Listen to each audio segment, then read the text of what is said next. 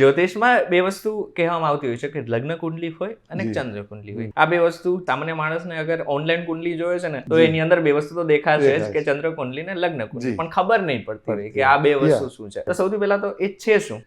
એક તો છે કે કેરેક્ટરિસ્ટિક, પર્સનાલિટી અને વેલ્યુઝ એ વ્યક્તિના અલગ હોઈ શકે છે, અથવા તો એ વ્યક્તિત્વ હોય, રાઈટ? એ લગ્ન કુંડલી જે લાઈફ ટાઈમ જોવામાં આવે અને મૂળ તરીકે. બીજું હોય કે વ્યક્તિની ચંચળ બિહેવિયર, ઇમોશન્સ, મૂડ, ઓવરથિંકિંગ અથવા તો ફ્લક્ચ્યુએશન્સ ઓફ થોટ્સ, એ ચંદ્ર કુંડલી. જે ગોચર પ્રમાણે, એટલે કે ભાઈ એક છે કે તમે કેવા છો એ જોવાનું, અને બીજું છે કે આજે તમારા મૂડ ઉપર પ્લેનેટની અસર કેવી છે એ જોવાનું. તો ચંદ્ર કુંડલીનો ઉપયોગ ગોચરને ઇમ્પ્લિમેન્ટ, ગોચર મીન્સ કે આજે સૂર્ય ક્યાં છે અને કઈ ઇફેક્ટ તમારા મૂડ ઉપર કરી રહ્યો છે, તો એનો ચંદ્ર કુંડલી માટેનો ઉપયોગ છે. અને લગ્ન કુંડલી આ મૂડની ઇફેક્ટ તમારી મૂળ પર્સનાલિટી ઉપર શું પડશે.